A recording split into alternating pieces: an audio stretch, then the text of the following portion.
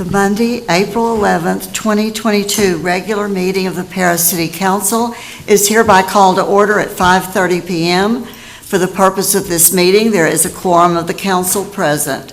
Item number 2, Mr. Gene Anderson will deliver the invocation. And item number 3, the Pledge of Allegiance will be led by Mayor Pro Tem Hughes. Please rise. May we pray?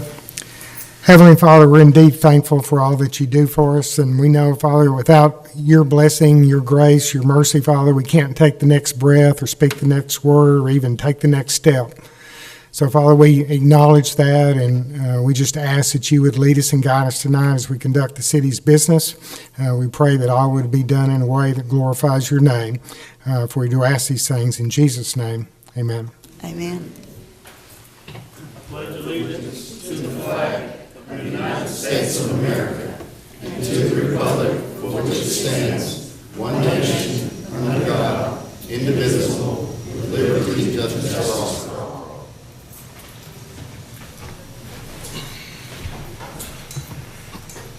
Item number 4A is to recognize outgoing City Council member Renee Stone for her service to the City of Paris.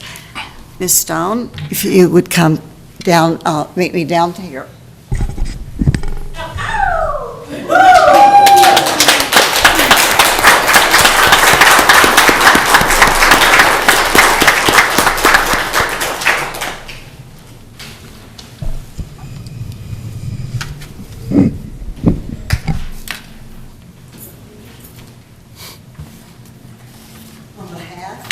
City of Paris, we wish to recognize Ms. Renee Stone for her dedication and outstanding service as council member for District 1 from May 2018 to February 2022.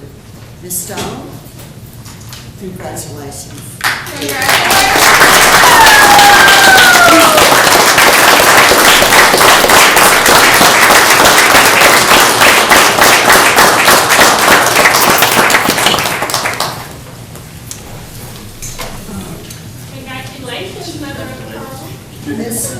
Mayor Pro Tem Hughes, if you would come down. And item number 4B is to recognize citizen Yolanda Reeves for winning the Small Town America Civil Volunteer Award.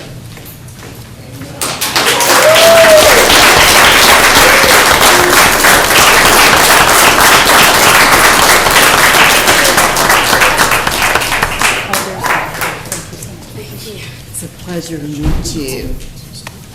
Excuse me. Why don't you stand between us? That's okay, never mind. Okay. On behalf of the City of Paris, we would like to recognize Ms. Yolanda Evett Reeves with the 2021 Small Town America Civic Volunteer Award. Mrs. Reeves was nominated for this award by the Paris Police Department as a result of her outstanding volunteer service and civic engagement throughout the community. She was selected as a winner from over 700 nominations in 49 states. Mrs. Reeves has consistently organized events focused on caring for others, mostly children and the elderly in the community, as well as organized the city's Juneteenth and Martin Luther King parades. Oh, wow. Congratulations.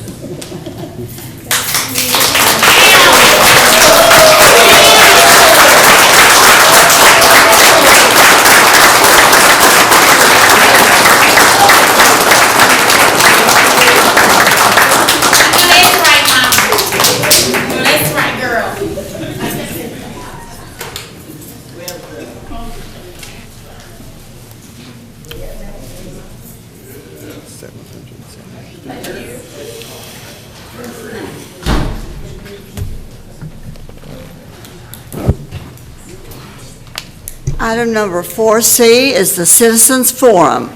Persons desiring to address the council must limit their presentation to no more than 2 minutes.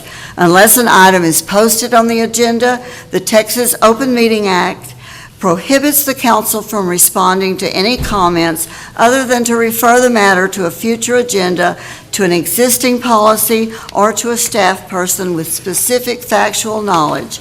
Claims against the city council members, or employees, as well as individual personal appeals, are not appropriate for citizens' forum. If necessary, the city council may convene into executive session under Chapter 551 of the Texas Government Code regarding any item on this agenda. The public forum is now open. Is there anyone wishing to address the council? Seeing none? Well, welcome, Mr.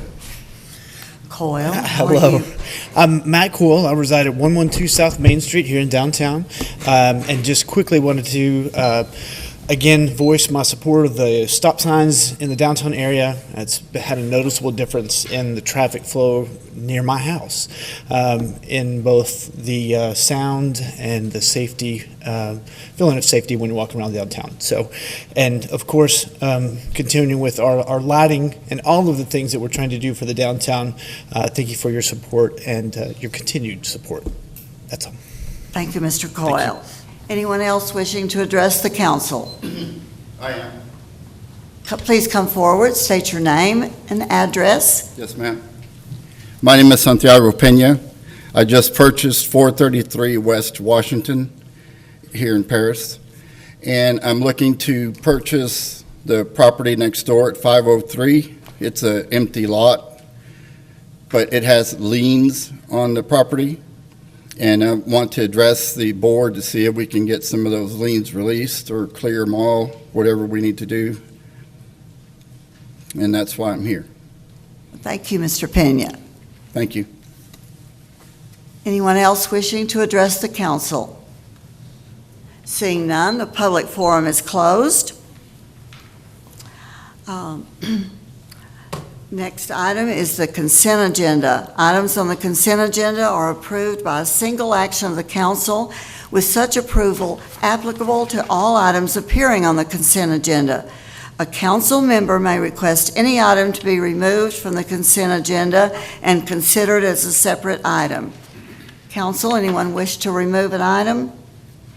Seeing none, is there a motion to approve all items on the consent agenda? So moved. Second. Motion and a second. All those in favor, please say aye. Aye. All those opposed, say no. Motion carries 7-0. I had some math lessons last week.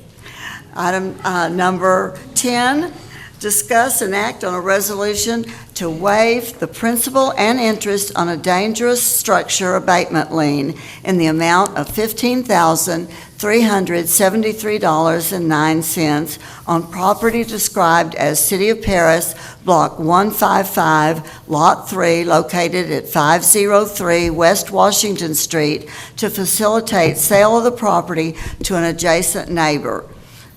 Mr. Path? Yes, as Mr. Pena has just come forward, I'll ask him to come up again in a short bit here. Back in January of 13, the City of Paris demolished the primary structure at 503 West Washington Street. This was the residence. There was still a shed behind the property left there. At the time, January 11th of 13, the city, we spent $6,519.69. So a lien was placed on the property as the standard for all work we do, whether it's nuisance or structure abatements. Since that time, it is accrued interest at about 10% a year since that date. And so Mr. Santiago Pena has purchased the neighboring property at 433 West Washington within the last year, and so he'd like to extend his yard into 503 West Washington. He has informed me he also like to, his house currently does not have a driveway, so he'd like to extend the driveway through that property to give access to his house as well. You have been given in your packets his proposal, and so you will see that in your packets, what he plans to do with the property, some of the work he'd like to do to tear down the existing shed, do some cleanup. He has already done a lot of the cleanup of the property. In fact, I went out there last week to look at the property. He had a crew out there at the shed with a dumpster emptying the shed out, so he has already started doing the work there. But he'd like to continue doing that. He'd like to buy the property, but at this point we have about $15,000 worth of liens on the property. As you look at his proposal, and I'm going to ask Mr. Payne to come here and discuss it some more, he looks to do some more improvements. Again, tear the shed down, remove some concrete in the property. There's some concrete there that used to be for like the walkway to the old house. Remove some old stumps on the property. Do some leveling of the property to remove some low spots for water settling.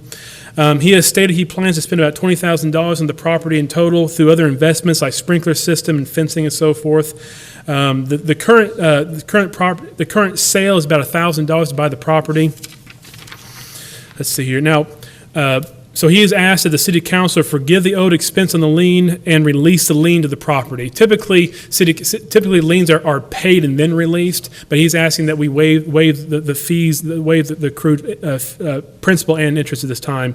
Now, according to 4.03.009 of our code, the city council are the ones who consider structure liens. As a city manager, I consider nuisance liens, but council does structure liens.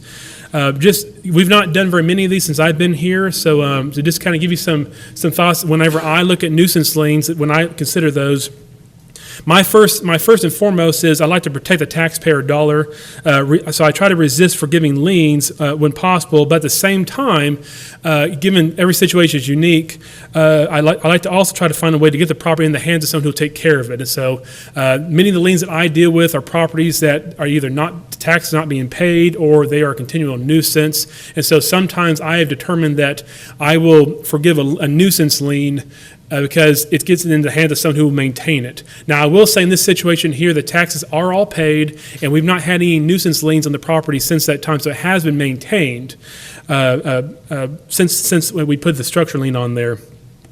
Looking at the total situation here, the property is valued at about $8,000. The principal is $6,500. The interest is another $8,000. So currently, the principal plus interest exceeds the value of the property, although the value of the property exceeds the value of the principal. So there's some things you can think about as you're considering whether to forgive or not. It is currently zoned 2F.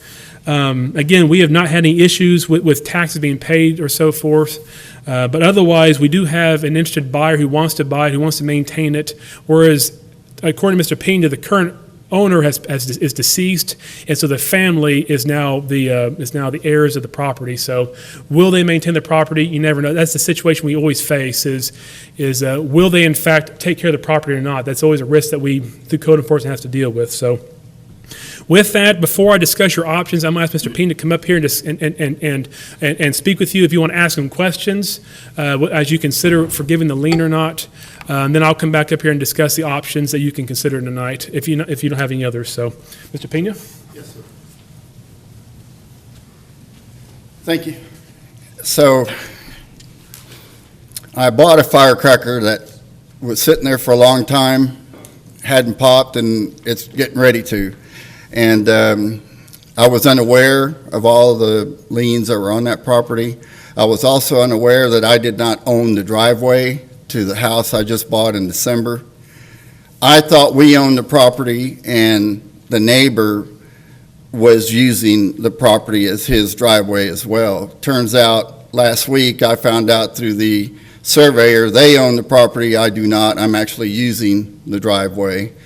And since we've been trying to move in here and there, there's been conflict with the neighbor.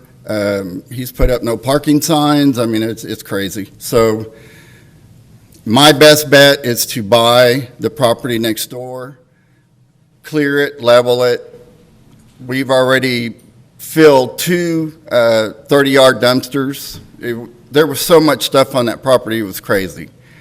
There's still probably another dumpster full of metal and scrap and motorcycle parts, car parts. I mean, it's terrible. We've trimmed all the trees. We've mowed, taken everything that we can take. We took down the rear sheds. There was another 2 sheds in the back. We took those and removed all that. So all that's left is the garage. But it looks like someone lived in it before, so it's got a lot more stuff in it than just a garage. It's insulated. It's got wiring. I mean, it's like a small house. So our benefit is to buy it, take that away, beautify the property. I bought the three properties on Parr Street behind 433. Those have been cleaned, and they're absolutely gorgeous. If you drive by there, they're just absolutely gorgeous. So we would like to add the 503, and I'm going to try to, if possible, get the little house that's next to us, so that way we don't have the feud that's going on now. So we want to do new fencing, we want to do lighting. It's very dark over there. It needs to be kept, and I'm willing to do it. I'm not out of Paris, I'm out of Dallas. I've been in the construction business for 43 years. I do steel structure. That's what I know, that's what I do. I love the house, I love the town. I bought the 700 West Center Street Sesame Solutions property, Sesame Seed, I guess it was called Sesico. Back in 2012, we've been working on that property. I'm part of the high-speed rail project, so we're bidding all of the steel staircases, railing, gutter systems, anything having to do with steel, we're bidding that. And I want to bring that work here. We're looking at putting on 350 to 400 employees, and I want to do it in Paris. And I'm just asking for a little help to get me there, and we're looking to kick off this project in July of 2023. So I have to prepare now. We're working also on the 700 West Center Street property. I have to put 2 more buildings on that land so that we can be able to build the staircases. They're 4 stories high, and there's over 300 of them. So there's a lot happening, and I would like to be part of the community. And I'm welcome to be here, I know, but I would also like to help in any way that I can. Thank you, Mr. Pena. Do you have any questions? No. Do you plan to develop your property on Washington Street? The house is gorgeous. It's the Bailey Ragland house on the historical deal. There's not much development to do. I'm thinking that if at all possible, in the future, we get our house situated and a driveway in there where everybody's calm. I'll have 5 properties that we can build on. So I'm ultra-modern guy. I love ultra-modern houses, concrete, steel, and glass. It's a great area over there. The lots are large, and I'm thinking that in the future, that's what I would like to do, is build out there, buy more of those properties that are not being cared for, knock them down, and build something better. Thank you. Thank you. No further questions? No. Thank you Thank you. Thank you so much. for your work you're doing. Mr. Path, you have a recommendation for us? Well, the options we have for the council are one, you can not waive anything, 2, you can waive everything, or 3, something in the middle. You can either waive all the interest or all the principal, or some combination of all that. Another option is what that Mr. Pena and I have discussed as well. It kind of goes off of a similar one the council considered here recently, was to do some kind of a performance-based type situation to where, Mr. Pena would pay a certain amount, either the principal or something, and then if he performs X, Y, and Z, tears the shed down, we reimburse that. And so there's a lot of things you can look at there. Looking at his proposal there from the nuisance mindset, the biggest things that we would, as a city, we look at is the shed itself, the garage. He's already done a lot of cleaning about there, so that's very good. But otherwise, the sprinkler system, the fencing, that's not really something that we as nuisance monitor so much. So I would not base a performance review off of that necessarily, because that's good, but that's not something that we would concern ourselves when it comes to nuisances. So the biggest thing we look at is the shed, the dilapidation of that shed, and so forth. So if you were to go that route, given the work he's already done, I would just base the performance off of that, moving that shed. But again, these are all your options. I've informed Mr. Pena that if he were to increase his yardage, he'd have to probably work with community development in order to replat. Does he need dirt work? We have to have permits for that, so he's aware of all that as well. So, but at this point here, I don't have a solid recommendation for you. I know when I do nuisance liens, I typically try to resist forgiving principal because it's actually money spent. But again, every situation is different. I know there are some situations where I have forgiven it, and especially with the value of the property is too low, or if the buyer is clearly non-cooperative, we got to move into someone's hands. I've had to make decisions like that on nuisance liens. I don't know if we quite have in this situation here, but at the same time, I could see a property like this being forgotten and one day being a tax foreclosure property too, and then we will be stuck with it and have to maintain it. So these things just go that way sometimes, so. But the waiver of the, the waiver of the lien, that would be for the owners, current owners, right? Well, How would that work? yes and no. I mean, the liens are paid, as a city, we don't concern ourselves with who pays the lien. It's against the property. So it will carry with the property if they don't settle it. Now, typically, whenever you do a title search, you discover that and you learn that, but that's not always the case. There have been situations where they don't do title search and then they transact the property, and the previous owner has now hightailed it out, and the new person is stuck with the bag. Mm-hmm. And so Mr. Pena just need clear direction from us on what we plan to do, and that will help him decide if he wants to buy that property or not. Is I that believe so, correct? yes. Is that pretty much the Yes. case? Okay. Yes. Will we waive it or not? And if we do waive it, do we waive all of it? Do we waive some of it? So this obviously sets a precedent, and so we do tear down lots of houses across town. Yeah. Again, every situation is unique. We don't get that many requests for this, but I just do not have a good recommendation for you because But if we waive this, if we vote today to waive this, Mm-hmm. and then he decides not to buy it, then the waive goes to the current owner, right? That would be correct, yeah. If we waive it, if we release the lien, if we Mm-hmm. go forward and sign the document and release the lien, then yes, it would be forever waived. And if Mr. Pena were not to buy it, then the current owner would get the benefit of that. So if you were to say to release the lien, we would do it in combination of the selling process. We work with a company, the title company, to release it as a transaction is happening. That does happen whenever we release liens. We do it as part of the purchasing process. I know Ms. Harris and her assistant takes care of that process. Am I speaking correctly? Yeah. So it's almost like we can almost guarantee that even if we voted in tonight to waive the liens, Mm-hmm. that it wouldn't go to the current property owners. Am I saying that right?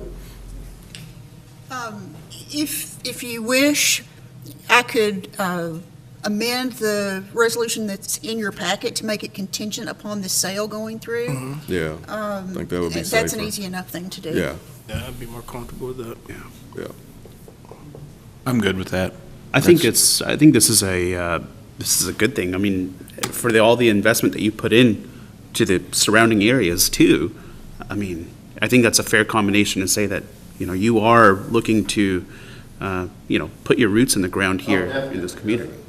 So just from what you've presented thus far, I feel fairly comfortable with that. I think that's good. Further discussion? No, just wanted to make sure that whatever we voted on today went to him and not the current owner.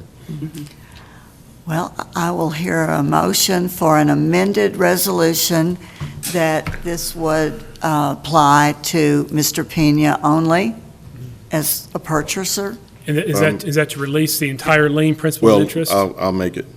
I'll make the motion that we waive, I guess, the entire structure lien on 503 West Washington Street with the amendment of contingent on it, that it only applies to Mr. Pena. Contingent upon the sale going through, Okay, yes. yeah, all right. That motion. Do I hear a second? I'll second. Thank you. A motion and a second.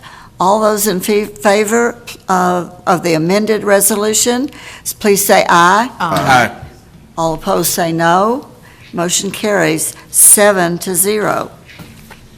Item number 11 is to discuss the fees for the downtown vacant building registry and provide direction to staff. I placed this item on the agenda because I felt like we just needed to know the status of that we passed several of us were on the council. I know Ms. Knox and I were. The latest number, has that decreased significantly? I also thought at the time that we passed the resolution, we had intended, I believe, for that fee to go up $100 every year. It's not, it's just going up $50 a year for those property owners. Can you remind me what exactly the need, or I mean, exactly the process and the fee? Because I kind of remember pieces of it, but can you remind us? Mr. Mack might be better at that than I, but we have so many vacant buildings that were being used for storage only with no intention to develop So a vacant rehab. building would be constituted no CO? Right. Okay.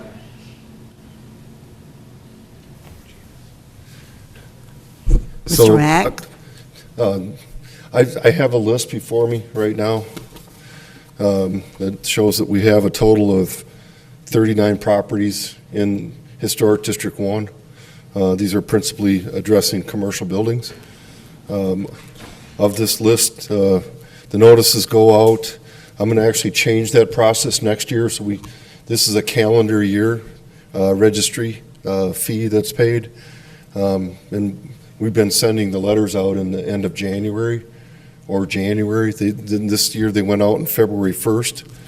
Of those 39 properties, we've actually received payment of a couple of those. So there's 39 vacant. Correct. What was If- it? What if is I- the? If I understand this list correctly, Okay. Wait, is there a total number? I'm just wondering. Totally. 39 Total period, vacant and non-vacant? You meant non-vacant. vacant. There's far more than 39 properties. That's what I'm wondering. I wonder how many what our percentage of vacant, I guess. I don't going have at. that answer Okay, this okay. evening. Do you know how many we started with when we passed this ordinance? I didn't prepare that research this Okay. evening. I didn't know that I was going to need to put this together. Okay, yeah, I know. I appreciate you doing what you've done. It really helps. I don't want us to have an ordinance that we don't need, but to me, it sounds like we still need it, and that $50 a year increase is not doing all that much. While we do see and appreciate that a lot of the owners of downtown buildings are rehabbing those and either selling them or leasing them, but I don't believe we're through with this yet. Any thoughts or questions of Mr. Well, Mack? What, you said, I'll say, it's $50 a year for a vacant building? No, it's 500, Oh, 500? and it goes up $50 every year, but that's not been a deterrent. For Right. some people, that's cheap storage. Right. Some buildings downtown have Yeah. vehicles in them. And did you say that only 2 or 3 has paid it? We have a process whereby, actually, I've directed my staff to begin a more friendly approach, making phone calls and making contacts. Otherwise, from there, they get an official notice that says you have not paid. There's a process, then you'll go to, municipal court if it's unpaid. And so I'm trying to start a little bit more of a proactive, friendlier approach to Yeah. start with this year. So when it goes to municipal court, are we receiving any of the money after that? Yeah, we've only had a few that see, if you're vacant, there are exceptions allowed. If you have a building permit in process, or if you're in the middle of transacting the building. So a lot of buildings actually qualify for an exemption, and we had. I don't have the numbers in front of me. We had several that did not, so some paid. We had, I think, 3 or 4 that did not pay, and there were complications in those that we did not pursue, and things that we can discuss at a more private time. And for some of those owners, we only one of those are ones we probably should have took to court, and then things got away from us. And so, but we're looking at now that we have more staff involved, and we're looking at pursuing that better this year. So, but in the end, though, we only had maybe a dozen that needed to pay. So the rest of them met an exemption requirement. So, From what I understand, this has really filled a lot of the vacant buildings in downtown. Isn't that correct? I would say so. I wasn't here when those first passed, but from talking to my staff who were, and just hearing from business owners, it does sound like it has made a bit of a difference. I think there are other factors that involved as well. Sure. But this was definitely one of the factors that played into that encourage people to, okay, maybe it's time to move it on to someone else, or it's time to get something in there. So. For those of you that weren't on the council at the time, it doesn't just include registering your building. It includes proof of insurance, which is very important. It includes working contact information from the owners, which is also important. Safety inspection. Correct. Yeah. Insurance. Yeah, that's what she said, yeah. City inspections, is that done annually? Yes. And that's by the fire marshal? We do that. It's fire marshal, building official, code enforcement officer. It's our inspection process touched several areas: fire, code enforcement, and building. So we actually wrap the three of them, maybe an inspector as well, but wrap them into one process. So, if the council would like to see an increase of the fee, we can definitely prepare that and bring it back to you, and in an ordinance amendment form. And we just kind of need an idea about how much, or do we want to add another 50 on top of the 50? You want to add 100, or just we just need some guidance as to what to make the annual incremental value at. Right now it's 50. Mr. Mack, have you had experience with vacant building registry in other cities? What would be standard or feasible? I have not. Okay. My sense is that the most important thing here is that we are proactive, that we manage this list, that we work with the property owners, and that we do what we can to incentivize them. You know, there's a disincentive, obviously, if they don't, but I think we need to continue to do what we're doing. And when Grayson started here, he organized this into more of a team effort, which I think addressed some of the shortcomings. And so we'll continue to do the best we can. As far as the fees, that's council's decision. Quick question on those 39 properties. Are they geared towards like commercial retail? Are they, housing? What, do we have any designation on what these 39 properties are kind of? They're all downtown commercial. Is that the zoning district downtown's commercial? They're all commercial. Our zone doesn't extend much beyond the commercial downtown district. Anything that would have to have a CO to operate doesn't have a CO Yes, is on yes. this list, the way I I understand there are some other factors. If it can have a CO but appear to be abandoned as well. Okay. And so if it appears to be abandoned, again, that's part of the issue. Is an abandoned building are there issues not being watched? Given these buildings share walls and share sometimes utilities, the whole point is we need someone in there managing the facility, watching it, so that what happens this one doesn't spread to the next one. So I'll also say, I'll commend the council and those that worked on this, because I know this was a huge hit. That's the reason why this has been a success, but I completely agree. I think we need to put a little bit more heat on it within reasonable standards, obviously, but I think that we do need to set forth a policy that kind of puts a little bit more heat on that. At the end of the day, we've got to get these properties, on the tax roll and start getting some tax revenue out of it. Well, and make our downtown look alive. Yeah, absolutely. Vacant buildings look dead. Mm-hmm. I have several concerns. This is a calendar year, so I don't know why we're starting in February. that's what Mr. Mack addressed. He said we're going to start the process at the end of this year for next year. So, yeah, Right. so we'll be starting in the fourth quarter, getting ready for January 1st. And if possible, I would like to see better tracking. So if we know we have 39 vacant buildings as of January 1st, 2022, how many do we have January 1st or January, pick a date, any date, as long as it's consistent, that we have now this many. So we know whether the ordinance is working. When we don't have any more, we know we don't even need that ordinance anymore. Yeah, if we had known to bring that tonight, we could have brought some more information tonight. We thought this was about the fees tonight, and so, but we do have we have at least 1, if not 2 years of record. But yeah, point well taken. We'll definitely maintain our efforts of tracking. Great. Would it be reasonable to potentially ask that we maybe get something in our agenda packet quarterly. I mean, so that way it's not too watered down every month. There's, but within, every quarter we get some sort of update that, hey, out of the 39, we've had, 5 properties we've looked at or whatever, and maybe we list it out. So that way we also get a chance to track that also. Yeah, we can add them to your consent agenda if you like. So it's kind of, here's our current list of structures that are out of compliance, basically, in this situation, so. Or those who, I guess those have been compliant as well, but those are vacant and where they're standing, compliant or non-compliant. It's wonderful. Yep. What's the pleasure of the council on doing anything or nothing about the fees? I'm under the impression 500 right now, so next year it'll be 550. Well, 500 technically would have been a couple years ago. Well, like I say that, your very first year of being vacant is 500. And so there are some properties that have been there for 2 or 3 years now. So they're up Okay, to I'm sorry. I 600, get it now. 650, 700 now. Whenever y'all did, this was before me, but I'm on Ms. Knox and Mayor. So is this been done in some other towns, or where did that? Okay. Yes.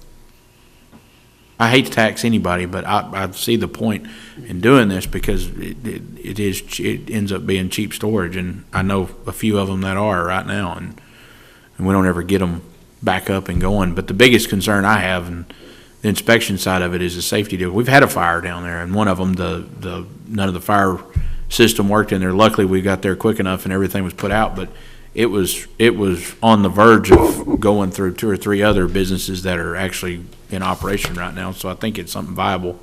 But I'm okay with the 50 as it is now, in my opinion. I just think that, I think that it would be nice to monitor it a little bit, and I really appreciate your thoughtfulness in trying to get it in a under a scheduled system, so thank you for that. The more information we have, the better we can approach things. And maybe we can look at, I would kind of keep the fees where they are right now and look at it perhaps in another year or so and see how it goes. And then consider either changing the fee somehow at that time. But if we can get some consistent comparisons and data, then that would be, I think, the first step, and that would be great, in my opinion. Yeah, I agree with Linda, Yeah. Ms. Knox on that. I think we just need the facts so that we know what's working. Okay? And I agree with the council. We just get more information and then we could readdress it. Well, we will try to have, we can probably have our first report probably in May, and that way we'll have all the first quarter this year sized up and see what we're looking at, and then we can bring probably the second month of each quarter, perhaps that way we've got a month to wrap it all together, or sooner if possible, yeah. But we'll try to have some to you in May. Well, that Is that sounds okay, great. Andrew? That sounds That great. sounds really great. Thank you so much. Thank you both. Item number 12, receive update from Garver Engineering on the wastewater plant project. Mr. Harris. Mayor and Mayor Pro Tem, City Council, and I'd like to personally welcome our newest council member, Councilmember Moore. Look forward to working with you. In October of last year, council received a 30% engineering design update from Garver. Garver is here again tonight. We've made much progress since that time. In fact, we advertised for pre-qualification of contractors beginning yesterday in the Paris News. That is also published on Civcast as well. And tonight, I am pleased to say we're at the 90% mark for engineering design and anticipated 100% completion of engineering design on May the 20th. So without any more delay, I'm going to introduce Lance Clement, the project manager for Garver, and Lance is going to provide you with a presentation tonight, at the end of which, if you have any questions, please feel free to ask those questions. So Lance? Welcome back to Paris. Thank you, Mayor, and thank you, Council, for the opportunity to present this. We're extremely excited about this project and really passionate, and can't say enough about your staff and just the passion that they have and you all have in this project. With everything y'all have going on, it's extremely impressive to see how important your city is taking this, and we're extremely honored to be a part of the project. With that, I do get passionate, but I'll try to keep it somewhat brief. I wanted to give y'all an overall status update. Working with Grayson and Doug, we thought it'd be a good opportunity because we're about to jump into a very active portion of the project. As Doug mentioned, up till date, all we've been working on is the design aspect of it. There are several components of the design that we've been working on, but we're about to involve a lot more entities in the project that includes contractors. And so if you haven't gotten any questions, we've been trying to limit those outside of our circle and keep those all through the formal CivCast process, but please don't hesitate to reach out if by some chance you get an off question. So first, the progress to date. As Doug said, the design schedule has been progressing smoothly. We began with council approval in February 8th of 2021. We got fast to work that spring, and we received the survey in May of 2021. We conducted geotechnical borings in August of 2021 as the design was progressing. We incorporated the findings from those studies and those survey results into our overall design. We submitted our 30% package in September, and then at each phase of these deliverables, we're having workshops with your staff and regular monthly progress meetings where they're actively engaged in going through our 3D models and identifying ways that we can improve the performance of the design, but also save costs. That's been a common theme throughout this project. How can we get what we need in this plant without spending money on bells and whistles? So kudos to the staff on being actively engaged throughout that whole project. I said it at the last time that I came to council, this is one of the most engaged staffs I've ever worked with when it comes to these large facility projects, and that's a testimony to the ownership that they're staking in this project. We submitted our 90% submittal in March of 2022. Doug and his staff have been actively reviewing that, providing feedback and comments. We also submitted to TCEQ March 31st of 2022. So TCEQ is the Texas Commission of Environmental Quality. They are the regulatory authority for both the design, construction, and operation of these treatment plants. So we anticipate receiving approval from them shortly. In the meantime, we've been fine-tuning our 90% design, going into 100%, and as Doug mentioned, going through a pre-qualification advertisement for interested contractors. So this is the first step. Advertise the project, require qualifications to be submitted, and we'll pre-qualify a group of contractors. Once we pre-qualify those contractors, they will be invited to actually submit a formal bid on the project once our design documents are complete. First, I wanted to take you through, as I presented on the last council meeting, we will have both a phase 1 for construction, and that's the necessities that we need immediately to improve within the plant. Phase 2 will come at a later date, depending on funding and how the bids come in for phase 1. But I wanted to point out some of the key features of that. This has been one of our key areas we've been working on the design. You'll see it represented through 3D models later in this slideshow. So first, the existing site, just to give you an example of what that site looks like and how many processes we're actually going to be touching out there. So here's a construction phasing. So all of the colored structures that you see in both blue and pink, those are new facilities. All of the blue facilities are going to be going in this phase 1 improvements, and then phase 2 will follow with that pink color. So as you can see, touching virtually every process out there on the plant, massive construction project that we are anticipating getting going later this summer.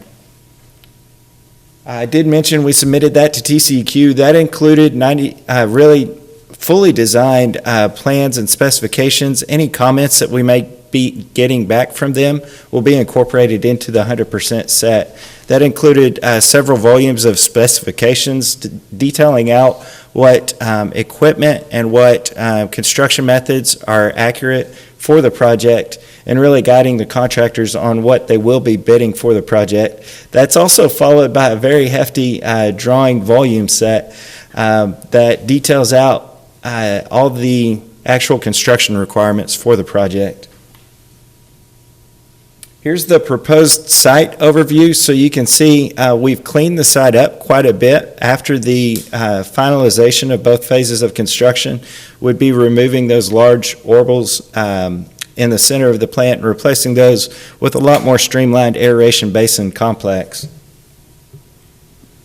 In this first phase, now I'm going to show you the phase 1 design components that will be going into construction later this year. Those include primary clarifiers, that's those 2 round structures with a primary clarifier sludge pump station. That's the building you see there beside those clarifiers. Our aeration basins, this is the heartbeat of the plant where all the actual treatment of the dissolved solids takes place. And you can see a blower building in the background there. We're also setting that up for future phases of the plant, so we want to make sure that we're not limiting your capacity. We're providing you treatment volume now, but in the future to be able to expand if you so choose, we're building that flexibility within these structures. You can see the final clarifiers. 3 of those are existing. We'd be adding a 4th with this project. And there in the background, you see those small gray structures. That's a RasWaz pump station, so it takes solids back to the head of that aeration basin train. Sludge dewatering. So the building you see on the right, that houses a significant part of equipment that the plant desperately needs right now. Don't know how aware most of y'all are, but the plant has been dealing with a large solids inventory that they've basically been renting equipment or using smaller equipment to get through until we can get this project in place. So that is desperately needed. The sludge holding tanks that you see on the left, that's those round structures. Those are coming in phase 2. Phase 1 will be the goal to put dewatering equipment out there immediately. Looking forward, so we're finalizing design. We're prepared to receive the pre-qualification packets in April. We would submit our 100% design back to the city in May, and we'll begin advertising in June. We would receive bids from the contractors in the July timeframe. We would anticipate recommending award either in July or August, depending on how those bid dates received come back to us, and then begin construction roughly August, September timeframe with a summer of 2024 phase 1 construction completion date. So it is a large project. You saw those facilities, roughly 2 years for construction completion, which is typical for a project of this size. So to allow for budgetary flexibility of phase 1, phase 2 design will be completed after the phase 1 bid award. So once we know how bids come in, we understand how much budget or how much of the facilities we're able to incorporate in phase 1. If there's any remaining facilities that have to get pushed to phase 2, we've built that flexibility into the design. So we're not redesigning twice. We're ready to take it and run with it through phase 2. We're targeting a phase 2 100% design submission there you can see in January 2023. And we would anticipate spring 2023 advertising for that phase 2 construction, roughly summer 2026 construction completion. This is all contingent upon phase 2 project construction. And Mayor, you had asked if there was methods that we're looking to minimize the variability of the market. Currently, we're employing every method possible with our contractors, our proposed construction documents. That includes things like contingencies that we've built within the cost estimates that we're reducing as we get closer to bid day and we hone in the price of those raw materials. We're regularly getting status updates from our manufacturers and projecting out based on where we bid, what we think those prices will come back on. We're identifying any methods within the construction that we can mitigate or reduce, value engineer, we call it in our industry, if there's ways that we can save costs. And then ease of construction. So this last submittal, our big focus was construction delivery and how they'll phase the actual improvements. Whenever we spell it out to the contractors, that eases their mind and it reduces their overall bids. So multiple methods that we're employing to save the capital. We understand that's the big driver for this project. With that, we'll open it up if there's any questions. I've got a quick question. I know Doug, I think we covered this in one of our meetings, but the big thing that I want to make sure of is obviously as our community grows, do we have the right components and the right capacity for everything? And I believe if we answer this correctly, I think we do, but I mean, seeing the developments that are coming in with people wanting to put in neighborhoods and things like that, do we actually have enough capability to streamline this project? And especially if something happens, if we boom, what's the kind of outlook? You get a finance that, Doug? Yes, sir. So, yeah, that's an excellent question. We face the same question with virtually every city that we're working with right now, because not only your residential growth, but also the potential for new industry to come in. Now, none of us have a crystal ball on what that future industry looks like. It can vary tremendously depending on what they want to produce. So something like a food production facility will contribute a lot more what we call BOD, biological oxygen demand, and that really has the biggest impact on your treatment plant and what processes and process sizing you have built within there. This design does have flexibility to take on additional customers. We've built that in both now and in the future. If you choose to expand beyond the capacity limits for what we're designing around, you'll still have that flexibility. And we've purposefully designed it from that standpoint, and also the potential for future regulatory limits. So aside from growth, if TCEQ comes in and changes your discharge permit, we've built in flexibility there as well. Fantastic. No, it's a common question. For those, I was talking to Doug earlier before the meeting, and I think when this first, me and then Mayor Clifford came to his office, we were in there, and right after I got on the council, I visited the facility, and of course, it's something we always forget about. We don't ever go look at. And I got to commend Doug and staff and everybody that what we have is a Model A. We don't even have a Model T. And it's hard to keep that, especially with the rain events that we've had in the last 5 or 6 years. And we're just in our facility from help me with, but we have a upstream tank from there to some manhole situations and old lines that we have, and we're gaining water that we don't even use just going into the facility. That's going to be a huge benefit as we repair. But part of our discussion, we do have what we call a flow equalization facility. And what that is, it's an impound basin. So when the flows become greater than what the plant can take, we will divert that wastewater into those basins and then release it on a schedule that the plant can adequately treat that without exceeding permit limits on there. Now, you had mentioned along the line from that facility to the master lift station to the head of the plant, that's an old line that will be in phase 2 construction. There's a lot of inflow and infiltration. Right now, that's a gravity line, which means there's manholes located along the length of that line. Some of those manholes are in really bad shape. It's allowing, like when we had the rains last week, rainwater just coming into that line. We looked at it, at one time we were thinking that we could have up to 1 million gallons a day roughly of extra non-use water, whatever, you have a different word for it. I call it add-on water. Inflow and infiltration. Yeah. I don't want to commit to an answer that's been discussed previously, but it's a very large volume. 100,000 gallons. It's a lot. I mean, very large volume. That's something, and again, these things nobody wants to talk about or think about because they're not very much fun to look at, and they don't smell very good. But I'm on the economic development side, and Maureen can speak for this. She stepped out for a second, but some of the companies that we've talked to or we're talking to currently, they see this. This is a huge deal for employment. This is a huge deal for industry. I come from a food industry background and can understand that this is a huge piece of the puzzle for a lot of these big companies, and they're looking at that and they say, okay, well, they've got the capacity and they're pretty efficient with it too. We've got some of the best water in the world to sell, but we were definitely lacking in this area. So I'm extremely excited to see it finally. I can't believe we're already here, but I'm excited about it. Yes. And since Councilman Pilgrim brought up that gravity line between the flow EQ and the head of the plant, that will actually be transitioned from gravity flow to force main. So all those manholes along the length of that line, they will go away. So. I might refresh everybody's memory that this current plant was built, I think, shortly after World War II. And if the staff ever could not repair something and the plant was down, I think TCEQ fines us $10,000 a day.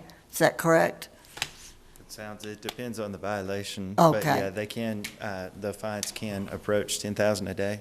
Yes, ma'am. No, we couldn't afford not to do this step. And I don't think we were at the point, we were getting to the point too, where the outflow permit, where TCEQ gets to a certain percentage of our outflow, and then they kind of take over more or less and help us build it how they think we should build it. So being more proactive, I think, I'm glad our council and everybody agrees on this and we're pushing forward, because I would much rather us build it than get a government agency involved and them telling us how to do it. any questions? No, I just have a comment for Mr. Harris and his team. I mentioned to you before, but I commend you for keeping that plant in operation, considering the challenges that we face every day. I've toured that plant several times. I get excited. Like Mr. Clayton said, some people don't care for it. I understand the process clearly. And Mr. Clement, I thank you again for another great presentation and what your team is doing to move this thing forward. This is going to be great for the city of Paris. So I'm excited about it. And Mr. Harris, when the opportunity presents itself, I'd like to attend another tour, and then also another project meeting, if that's okay. That's all I have. Thanks. We do have a good staff. Thank you for recognizing them. Yes, ma'am. Any further questions? Thank you all. It's an honor working with you. We'll see you at the next visit. Item number 13, discuss and act on a resolution approving an economic development residential tax abatement agreement with Jeffrey S. Brown pursuant to the city's 5 and 5 Housing Infill Development Program. Mr. Mack. Thank you, Mayor, members of council. I am disappointed to report Mr. Brown is not in good health and unable to attend tonight. And in the Browns' place, their general contractor, Adam Bolton, is with me here this evening to present this agreement for 5 and 5. So just a quick summary. The council, this is your second 5 and 5 agreement. The council's already approved the very first 5 and 5 agreement. It was for 7 single-family homes that will be sold once completed, owner occupied. I have a little bit more good news about that.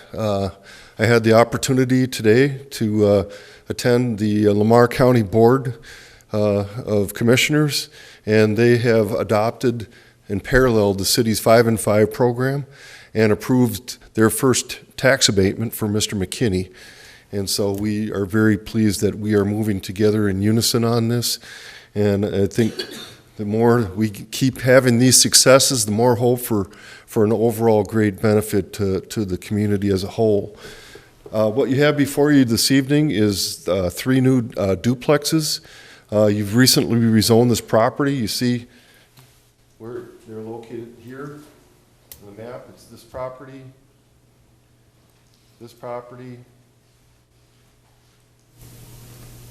and this property. They intend to start with, is it 2 duplexes right away? That's correct.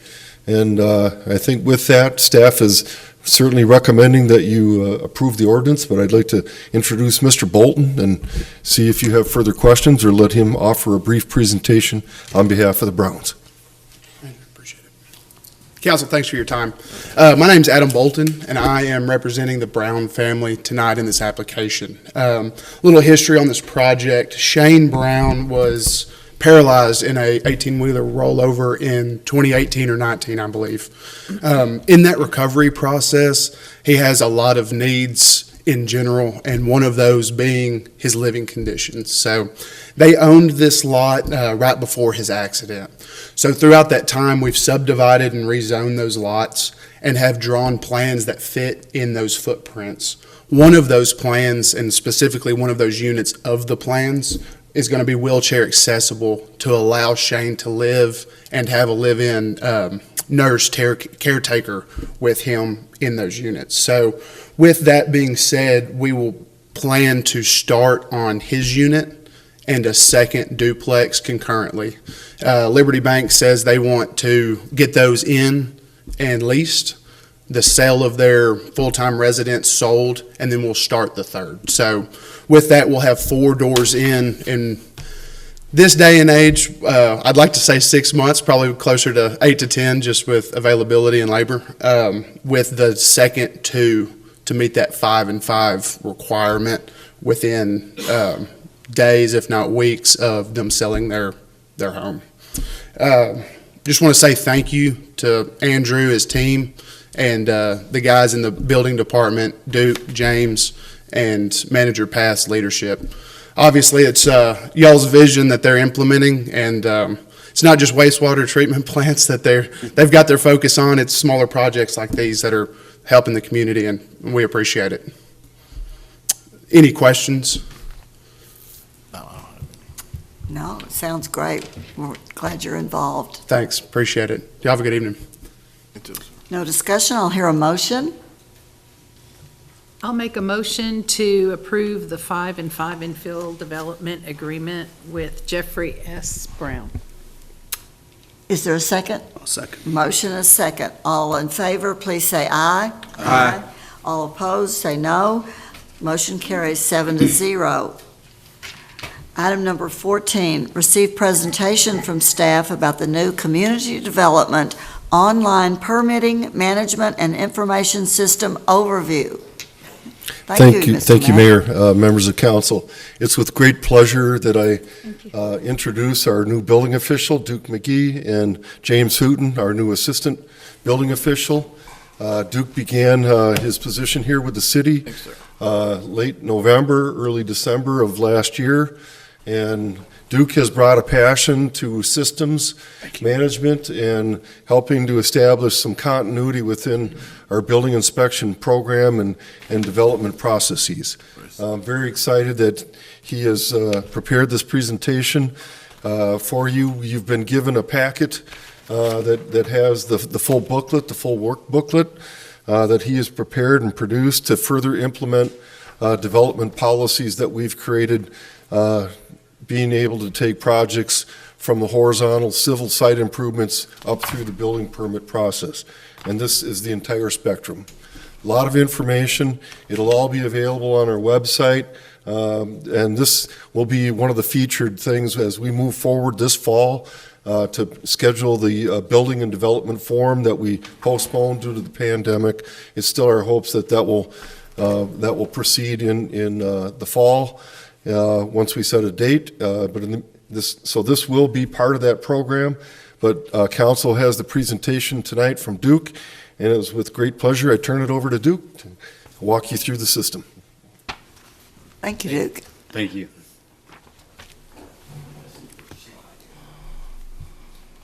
First of all, I'd just like to emphasize again the purpose of the building department, building inspection department, is to promote the health, safety, and welfare of the community and for future citizens. And what we did is we took, or the goals we set was to increase customer service, to improve interdepartmental communication, to expedite the permit issuance, to observe all our regulations and compliances that we have to observe, and then to educate the public, the contractors on the importance of building safety, building construction. And in doing that, what we did was we took all the policies that we had kind of scattered out around, and the engineering department, and the planning department, and the building department, and we put them all together in one manual, one process manual with 7 steps for a development process. And then we took the permits, and instead of having 5 or 6 or 10 generic permits, we actually have now, in the front of your books there's 2 papers. If you open them up there, the first one is some handout literature, and the second one, oh, you know what, I'm sorry, I didn't give you that one.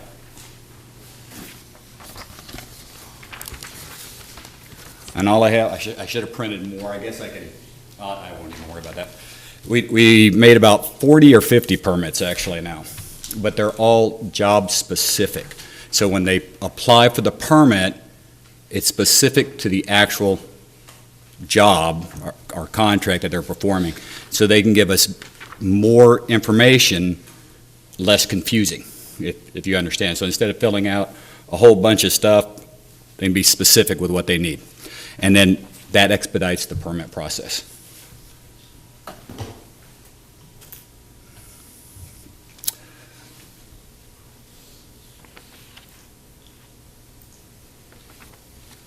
And then with the MyGov, we have a MyGov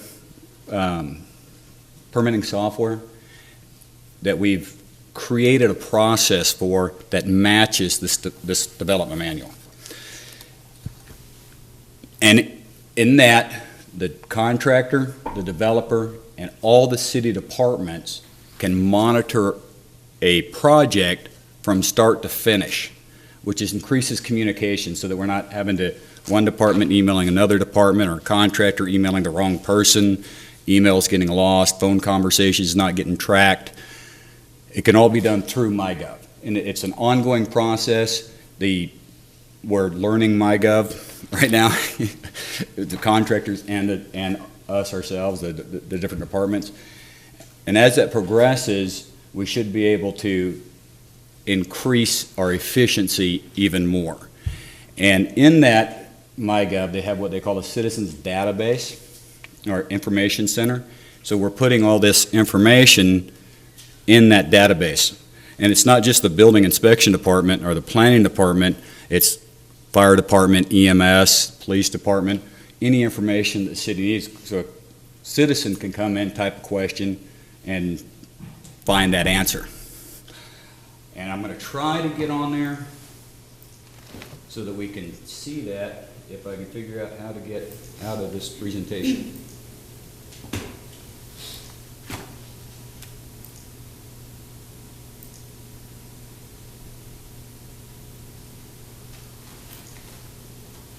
We kind of have to get on MyGov right now in kind of a roundabout way, but we're working on that too.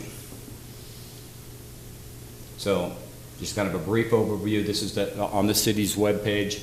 You can click on the knowledge base. And then here you can see where we put some questions and the citizens can type in, like say zoning.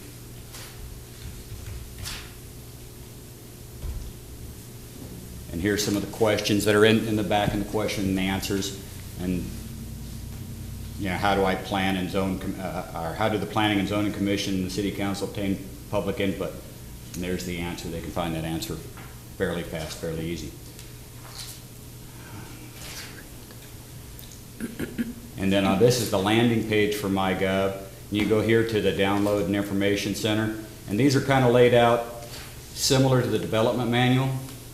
So you go through each step, and here's all your interactive permits. You click on one, open it up, fill out your application, email it directly to a staff member.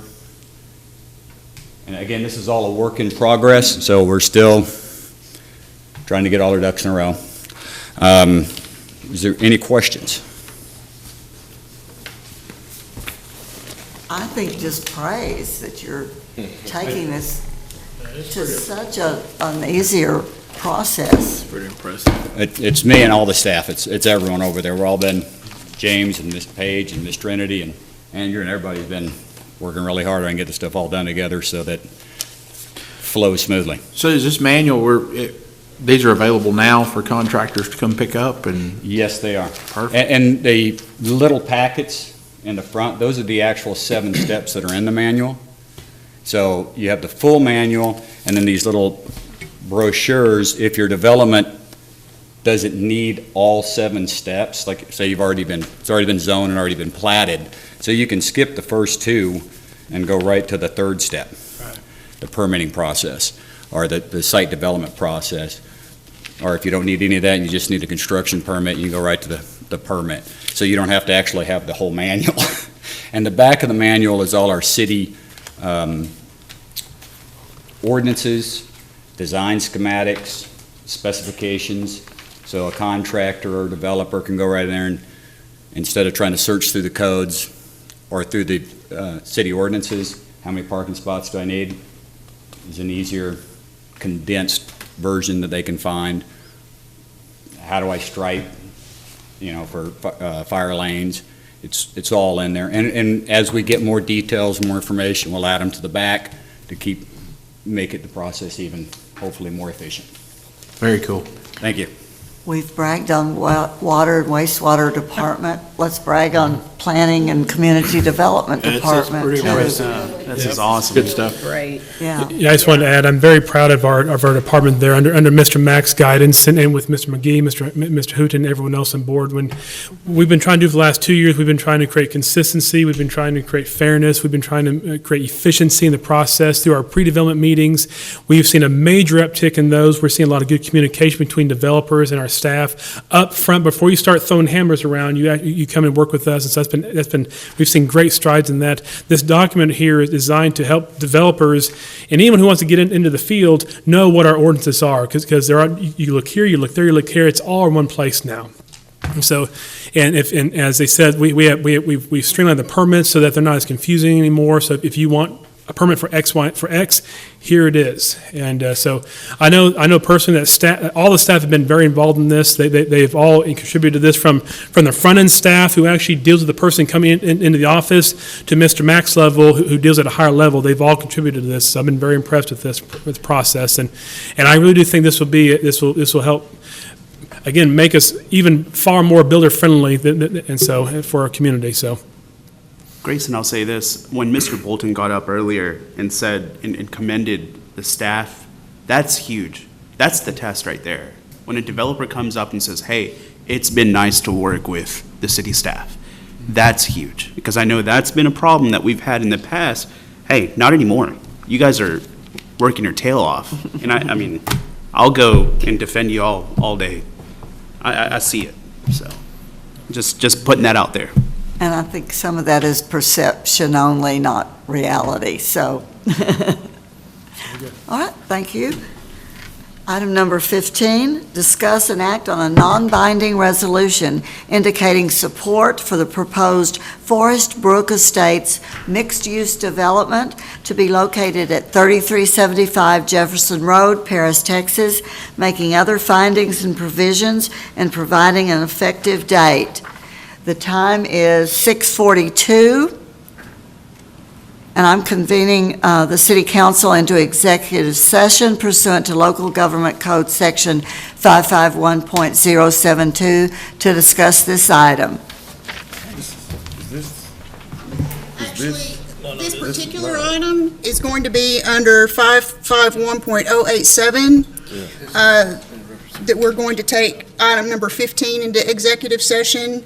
And then you've got item 16 that are the remaining executive session items. Okay, you want me to go ahead and read those? Item number 16, convene into executive session pursuant to A, Section 551.072 of the Texas Government Code to deliberate the purchase, exchange, lease, or value of real property. B, Section 551.087 of the Texas Government Code to discuss or deliberate regarding commercial or financial information that the governmental body has received from a business prospect that the governmental body seeks to have it locate, stay, or expand in or near the territory of the governmental body and with which the governmental body is conducting economic development negotiations. Or 2, to deliberate the offer of a financial or other incentive to a business prospect described by subdivision 1 as follows: Westgate Apartments. Section 3, Section 551.087 of the Texas Government Code to discuss or deliberate regarding commercial or financial information that the governmental body has received from a business prospect that the governmental body seeks to have locate, stay, or expand in or near the territory of the governmental body and with which the governmental body is conducting economic development negotiations. Or 2, to deliberate the offer of a financial or other incentive to a business prospect described by subdivision 1 as follows: retail development. Mayor Portugal, so sorry. I just want to make sure, for the record, I recuse myself off of agenda item 16C. Okay.